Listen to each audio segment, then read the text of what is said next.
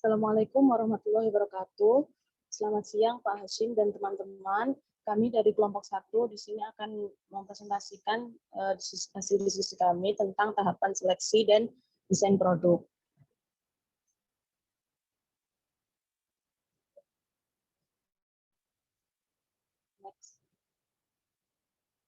Di kelompok kami ada 6 orang. Yang pertama ada saya, Farah Fayun Solihah, NIM 7. Kemudian ada Rita Rahmawati, NIM 32. Kemudian ada Lutfi Wardatul Muharroma, ada NIM 33. Kemudian ada Melisa Dwi Yuliani, NIM 34. Vista Nur Deviana, NIM 35. Dan Alifah Firda Azizah, NIM 38. Yang pertama yang akan kami bahas yaitu tentang seleksi produk. Seleksi produk adalah proses evaluasi terhadap beberapa konsep yang ada yang berkenan dengan kriteria yang ditentukan dalam pemenuhan kebutuhan konsumen. Dalam pemilihan ini dilakukan pembandingan terhadap kekuatan dan kelemahan dari masing-masing konsep dan diambil salah satu di antaranya yang dianggap layak untuk dikembangkan lebih lanjut. Kemudian tujuan dari seleksi produk ini yaitu untuk menyaring gagasan yang kurang tepat agar meminimalisir kerugian pada perusahaan.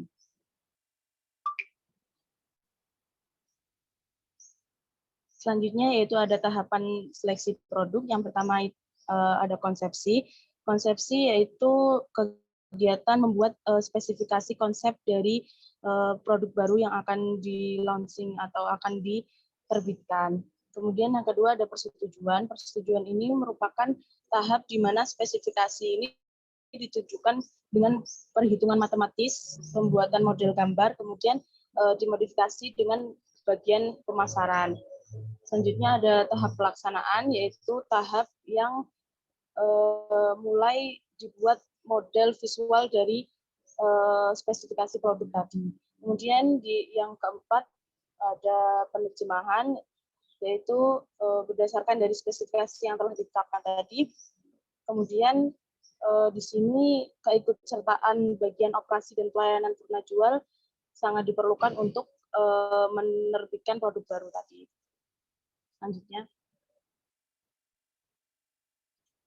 Selanjutnya ada metode analisis seleksi.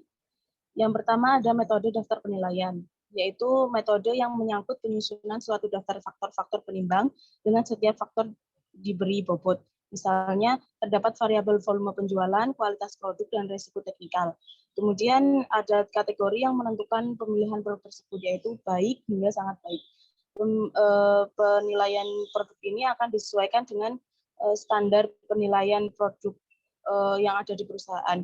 Bila total skor berada di tingkat minimum tertentu, gagasan produk baru dapat dipilih untuk dikembangkan lebih lanjut. Yang kedua ada metode external decision, yaitu metode yang menggunakan pemilihan konsep dan mengembalikan kembali ke target pasar yang dituju. Kemudian yang terakhir ada metode produk champion, yaitu metode yang menggunakan pilihan dari pihak yang berpengaruh di perusahaan. Next.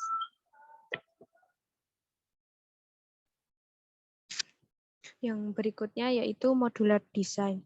Modular design adalah untuk mengembangkan serangkaian komponen-komponen produk dasar atau modul-modul yang dapat dirakit menjadi sejumlah besar produk yang berbeda-beda. Modular design memungkinkan perusahaan untuk memproduksi berbagai variasi produk yang relatif banyak dan variasi komponen yang sedikit pada saat yang sama. Bagi para langganan, ini merupakan sejumlah besar produk yang berbeda-beda. Bagi operasi-operasi perusahaan, berarti adanya sejumlah komponen dasar yang terbatas. Modular design dengan bagian-bagian rakitan yang mudah dipisah-pisahkan memungkinkan perusahaan untuk melakukan reparasi, pemeliharaan, atau penggantian salah satu modul atau komponen yang rusak.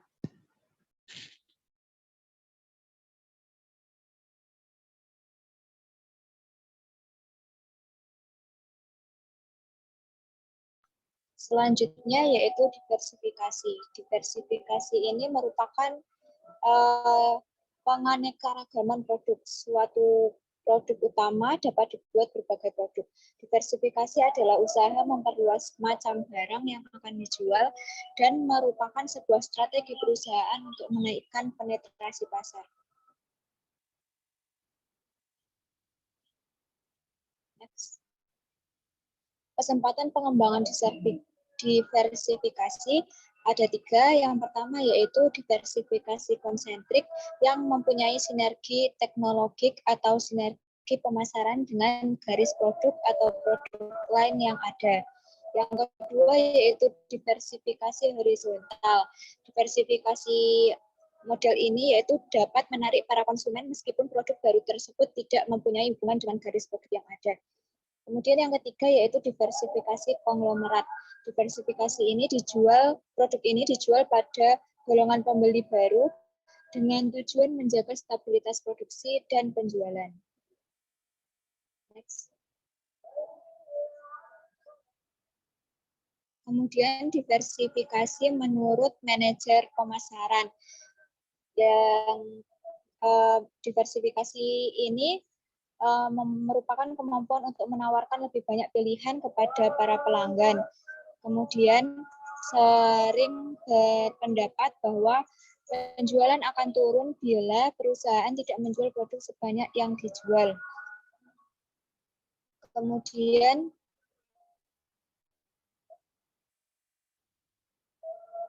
garis produk yang semakin lebar akan semakin mampu memuaskan kebutuhan langganan. Yang keempat yaitu diversifikasi produk yang terlalu tinggi akan membuat fungsi pemasaran makin sulit. Terlalu banyak macam produk akan membingungkan langganan yang tidak dapat membedakan produk-produk sejenis.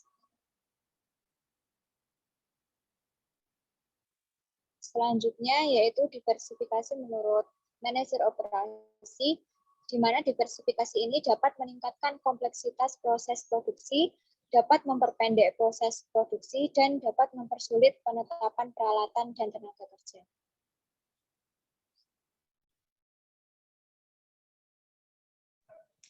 Standarisasi. Standar berarti bahwa hanya ukuran-ukuran tertentu yang dibuat dan dijual. Proses pembatasan jumlah ukuran-ukuran ini disebut simplikasi. Standarisasi yaitu proses penentuan spesifikasi ukuran, bentuk, dan karakteristik-karakteristik lain pada barang-barang yang dibuat. Standarisasi termasuk simplikasi. Biasanya berarti bahwa barang-barang non-standar tidak akan dibuat kecuali bila seorang langganan memesannya secara khusus dan membayar lebih untuk hal itu. Contohnya, kaca mobil harus dibuat dari kaca yang tidak hancur dan membuat butiran-butiran runcing apabila kaca tersebut pecah. Next. Keuntungan dari standarisasi. Standarisasi mengurangi macam, tipe, dan ukuran-ukuran berbagai mentah yang harus dibeli dan berbagai barang yang harus diproduksi. Jika kuantitas total yang dibeli atau didistribusikan lebih sedikit, maka akan menghasilkan economies of scale, yang berarti biaya-biaya per unit lebih rendah, pola-pola lebih sedikit, dan berkurangnya peralatan, pencampuran, dan persiapan produksi, yang semuanya akan menurunkan biaya. Next.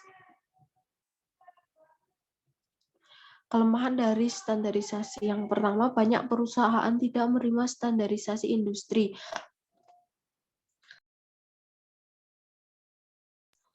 Penggunaan komponen sempurna adalah lebih baik bagi mereka daripada penggunaan komponen standar yang tidak cocok bagi penggunaan tertentu. Yang kedua, perusahaan-perusahaan yang menggunakan barang-barang tertentu dalam jumlah besar mendapatkan bahwa pembuatan barang-barang tersebut lebih murah daripada pembelian komponen standar. Yang ketiga, standarisasi cenderung menguntungkan perusahaan-perusahaan yang terkenal. Next. Selanjutnya adalah reliabilitas atau keandalan. Reliabilitas ini adalah probabilitas bahwa suatu komponen atau produk akan aus pada lama waktu tertentu di bawah kondisi penggunaan normal. Next. reliabilitas ini terdapat 8 aspek. Aspek yang pertama yaitu lama atau umur kehidupan yang diperkirakan. Contohnya, umur penggunaan lampu pijar dapat diandalkan 1000 jam bahkan 2000 jam tergantung tujuan produksi. Kemudian aspek yang kedua adalah kondisi penggunaan. Nah, produk itu dirancang untuk digunakan pada kondisi normal, namun bisa cepat aus apabila digunakan pada kondisi yang ekstrim. Yang ketiga adalah reliabilitas ini berkaitan dengan komponen-komponen individual dan produk-produk keseluruhan. Jadi produk akan rusak bila komponen kritikalnya rusak, sehingga reliabilitas produk keseluruhan itu lebih kecil daripada reliabilitas komponen individual. Kemudian aspek keempat yaitu seberapa serius kerusakannya. Next. Aspek yang kelima yaitu seberapa cepat komponen itu bisa diperbaiki. Kemudian aspek yang keenam, reliabilitas sistem-sistem dapat diperbaiki melalui pembuatan produk dengan komponen yang sempurna yang terbuat dari bahan khusus. Kemudian ada aspek derajat kerusakan, di mana kerusakan terjadi bila performance produk sangat jelek sehingga ada keputusan untuk memperbaiki atau mengganti komponen tersebut.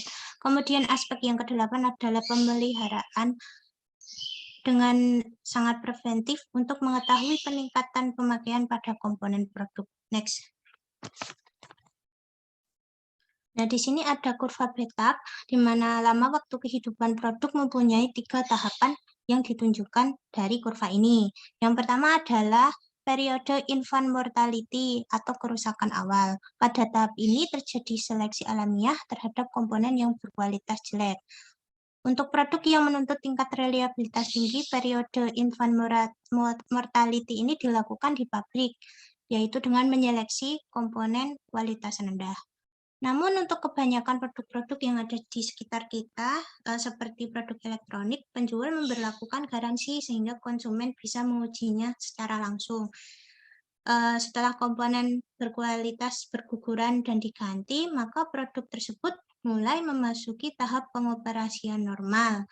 Nah, pada tahap ini lama waktu aus bisa sesuai spesifikasi produk dan bahkan bisa bertahan dengan jangka yang panjang apabila sesuai dengan petunjuk pemakaian. Pada akhirnya memasuki tahap keausan di mana komponen akan mulai menyimpang dari spesifikasi atau rusak. Next. Selanjutnya mengenai dimensi kualitas desain produk. Kualitas anggapan bagi semua orang itu mesti kualitas tinggi. Namun kenyataannya banyak barang di pasaran yang berkualitas menengah atau rendah. Sedangkan keinginan kita itu uang yang bersedia kita keluarkan itu mampu mendapatkan kualitas yang terbaik.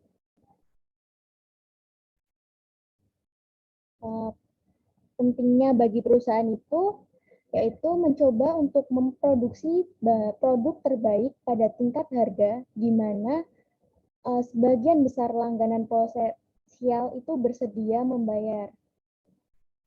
Untuk kualitas sendiri, pengertiannya merupakan faktor dalam produk yang menyebabkan suatu produk bernilai sesuai dengan maksud apa produk tersebut diproduksi.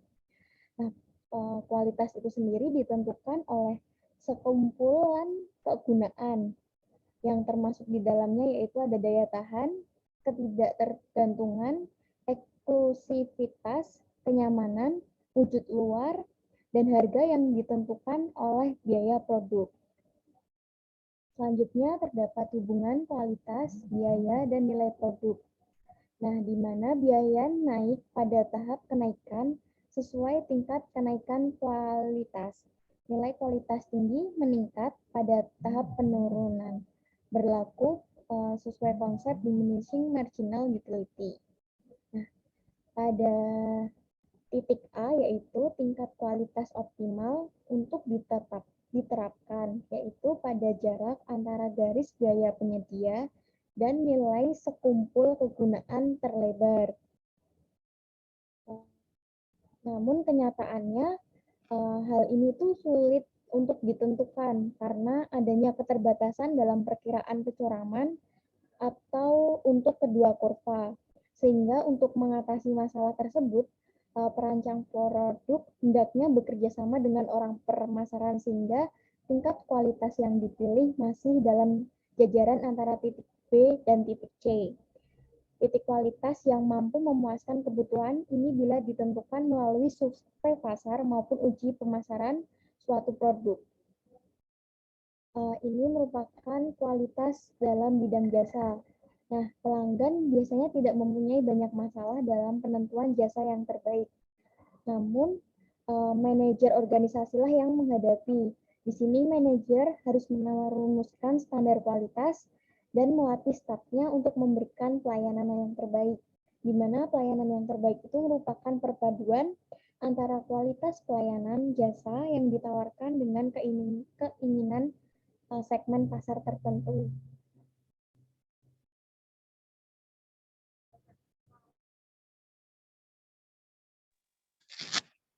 Dari pemaparan di atas dapat disimpulkan yang pertama, seleksi produk memiliki 4 tahap, yaitu konsepsi, persetujuan, pelaksanaan, dan penerjemahan. Yang kedua, modular design adalah pengembangan serangkaian komponen produk dasar yang dirakit menjadi produk yang berbeda-beda. Yang ketiga, diversifikasi produk merupakan penganekaragaman produk yang bisa dikembangkan melalui 3 kesempatan, yaitu diversifikasi konsentrik, diversifikasi horizontal, dan diversifikasi konglomerat. Yang keempat yaitu standarisasi menjadi proses penentuan spesifikasi seperti ukuran, bentuk, dan karakteristik pada produk. Yang kelima yaitu reliabilitas adalah probabilitas produk akan aus pada lama waktu tertentu pada penggunaan normal yang digambarkan pada kurva beta. Yang keenam, dimensi kualitas memberikan hubungan antara kualitas, biaya, dan nilai produk.